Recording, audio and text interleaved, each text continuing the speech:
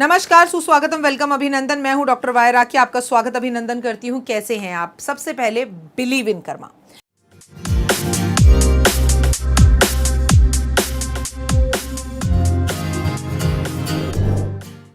आपका स्वागत अभिनंदन है आपके और मेरे दोनों के इस YouTube चैनल पर। मेरा परिवार कैसा है? सब घर में भले हैं? मुझे अपनी सारी खबर दीजिए। ज़िंदगी में क्या नया हो रहा है, क्या पुराना है, क्या आप नया कर रहे हैं? परिवार के बड़े बुजुर्ग कैसे हैं? सावन की राम राम, सबको मेरा कोटि कोटि प्रणाम। इस वीडियो का नाम है सावन और दूध। सावन में दूध नहीं पिया जाता, लेकिन सावन में दूध के चमत्कारी उपाय आपकी ज़िंदगी की समस्याओं से आपको छुटकारा दिलाएं। याद रखना, 1 साल बाद लौट कर सावन आएगा। अपने हाथ से कोई भी उपाय जाने ना दें। कुछ ना कर सकें तो छोटे छोटे उपाय कर कर, एक उपाय कर कर, जिसमें मैं आपको 10 उपाय बताने जा रही हूँ, उसमें से एक उपाय कर कर अपने मन को शांत ज़रूर करें और शंकर की शिवालय जाकर उनका आशीर्वाद, वरदान प्राप्त ज़रूर करें। सावन में वर्षा बहुत होती है, इस वजह से सभी जीव जंतु घास हरी हरी खाते हैं। उस हरी हरी घास में कई बार जीव जंतुओं के पेट के अंदर बहुत सारे कीड़े मकोड़े भी चले जाते हैं, और जब वो कीड़े मकोड़े जाते हैं, गाय भैंस जब वो दूध देती हैं तो वो दूध थोड़ा सा विषैला हो जाता है। हमें वो दूध ग्रहण नहीं करना चाहिए। एक कारण साइंटिफिक तौर से कहा जाता है कि इसलिए सावन में दूध वर्जित है। दूध का उपयोग कम करना चाहिए, इससे हमारा स्टमक खराब हो जाता है। लेकिन एक रीज़न और है, बारिश में ज़्यादा दूध पीने से, दही खाने से, दूध बने पदार्थ, पनीर वगैरह लेने से हमारे पेट के अंदर कफ, वात और पित्त की जो है वो असंतुलित हो जाता है। और तीसरा कि सावन का जब महीना हो, बाहर बारिशें हो रही हों, तो कफ की मात्रा के साथ साथ पित्त की मात्रा हमारे शरीर में ज़्यादा हो जाती है। याद है ना, पुराने ज़माने में लोग कहते थे ऑपरेशन कराना है तो सावन के बाद कराना, बारिशों में मत कराना, वो पस पड़ जाती है, ये हो जाता है। इसीलिए दूध से बनी हुई चीज़ें एसिडिटी, गैस उत्पन्न कर सकती हैं। हमें कम लेनी चाहिए, कम पीनी चाहिए।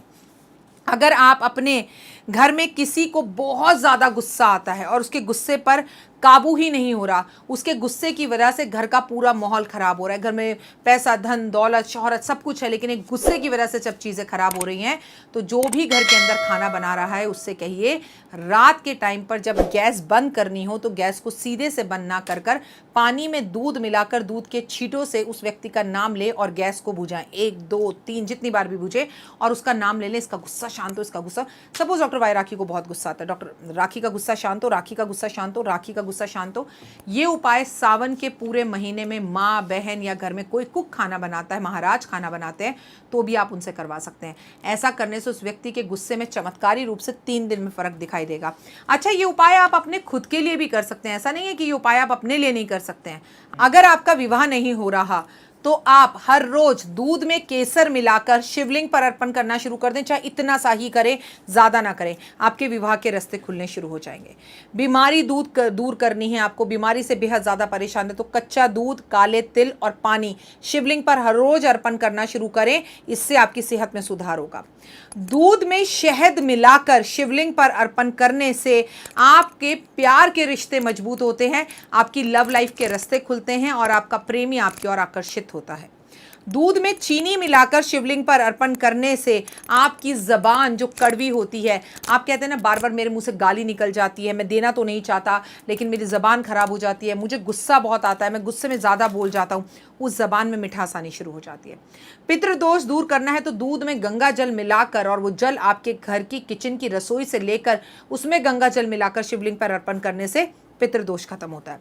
दूध में घी मिलाकर शिवलिंग पर अर्पण करने से ओए होए यश, नेम, फेम, जहां आप जाएंगे लोग कहेंगे ओए होए बस इसी के जैसा बनना है, ऐसा ही होना है, आपका नाम दुनिया में रोशन होता है।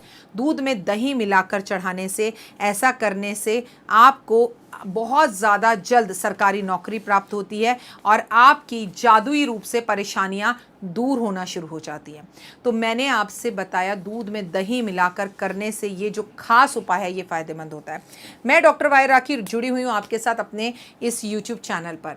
आप मुझे इंस्टा पर, फेसबुक पर, यूट्यूब पर फॉलो ज़रूर करें। आप मेरे 2 मिनट के उपायों को हर रोज़ ज़रूर देखें, लेकिन इन खास उपायों को देखना बिल्कुल ना भूलें, जहाँ मैंने बहुत मेहनत करी है और आपके लिए एक एक पैनल लेकर आई हूँ, एक एक चीज़ लेकर आई हूँ कि कहीं से आपसे कुछ दूध, कहीं बेलपत्र, कहीं चीनी, कहीं घी, कुछ भी ऐसा ना हो जो सावन में मिस हो जाए। मैं ना आपको दूध के बारे में एक उपाय खास बताने जा रही हूँ। शंकर भगवान बहुत भोले हैं। कभी आपने सोचा है कि ये ठंडा ठंडा दूध, ये ठंडा ठंडा दही, ये ठंडी ठंडी बेलपत्र, ये ठंडी ठंडी भांग, ये धतूरा, ये सब इनकी तासीर ठंडी होती है, ये शंकर भगवान पर क्यों चढ़ाए जाते हैं? चलिए जानते हैं। खासकर दूध, क्योंकि ये जनरेशन जो है ना, ये कहती है दूध हम शिवलिंग पर चढ़ाकर वेस्ट कर रहे हैं।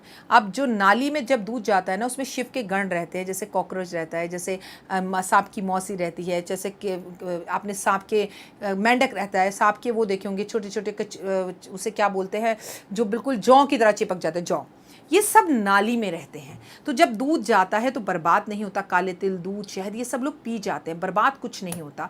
लेकिन फिर भी आपको रीज़न बताती हूँ। जब समुद्र मंथन हो रहा था तो विष्णु जी ने लक्ष्मी ले ली, अमृत देवताओं ने ले लिया, अब निकला विष। विष कौन धारण करे? शंकर भगवान विष पी गए। जैसे ही शंकर भगवान विष पिए, उनका पूरा शरीर नीला होने लगा। तो माँ पार्वती ने उनका कंठ, गला पकड़कर यहीं पर जो उनका जहर था उसे रोक लिया, इसलिए उन्हें नीलकंठ कहा जाता है। ठीक है।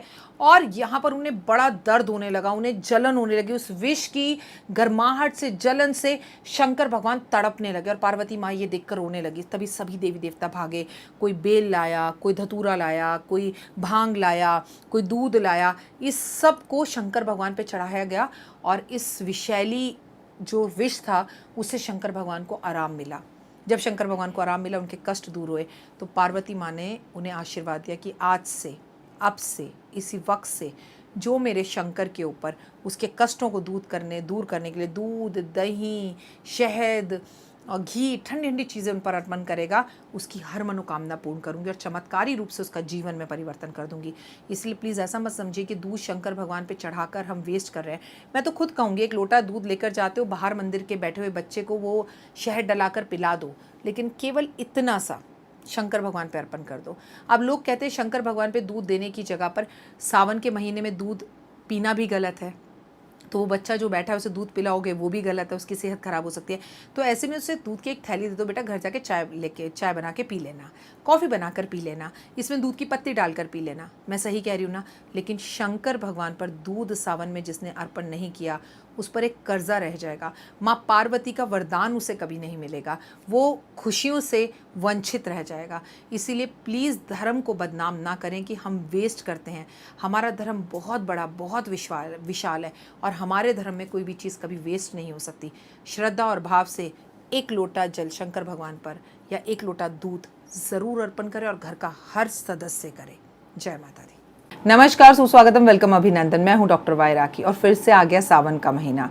अब सावन का महीना आया है तो आपके लिए मैं महामृत्युंजय की पूजा कराऊंगी, ऐसा आप सोच रहे होंगे। इस बार मैं आपके लिए और भी बड़ा सरप्राइज लेकर आई हूँ। आप तुरंत पेन और कागज़ उठाएं। पेन लाल रंग का होना चाहिए और कागज़ सफ़ेद रंग का होना चाहिए और आपका नाम लिखकर अपनी जो भी विश है, 1 2 3 4 5 6 विश, जो भी विश है उसे इस कागज़ पर लिख दीजिए और इस कागज़ को इस तरह से मोड़ दीजिए। फिर इस कागज़ को दोबारा इस तरह से मोड़िए और मोड़ने के बाद ये जो पवित्र धागा है मूली का, इसके ऊपर इस तरह से बांध दीजिए। ठीक है, इस तरह से बांध दीजिए और इस धागे को फिर तोड़ लीजिए। अब ये आपकी विश, मन्नत आपके नाम और गोत्र के साथ हम तक जितनी जल्दी हो सके उतनी जल्दी कोरियर कर कर पहुंचा दीजिए।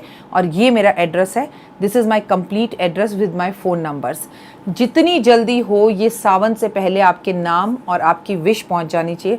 हम आपकी विश नहीं खोलेंगे, हम आपकी विश बिल्कुल नहीं पढ़ेंगे। इस बार मैं आप लोगों के लिए करवाने जा रही हूँ 12 ज्योतिर्लिंगों की पूजा। 12 ज्योतिर्लिंग बनेंगे, उनका बड़ा एक बहुत बड़ी स्वरूप में पूजा होगी, रुद्राभिषेक होगा। लाइव जुड़ूंगी आपके साथ और आपकी पूजा के बाद उन 12 ज्योतिर्लिंगों पर आपका ये धागा खोलकर आपके इस कागज़ और विष को मिट्टी के शिवलिंग पर चिपका दिया जाएगा। सीधा संपर्क भगवान से। और हम आपकी 12 ज्योतिर्लिंगों की पूजा कराएंगे, जो हर इंसान का कराना एक सपना होता है, जिसमें लाखों रुपए का खर्चा आता है। मिट्टी के 12 ज्योतिर्लिंग बनेंगे, उनका श्रृंगार आएगा, उनकी आंखें आएंगी और उनके ऊपर समस्त चीज़ें अर्पण की जाएंगी।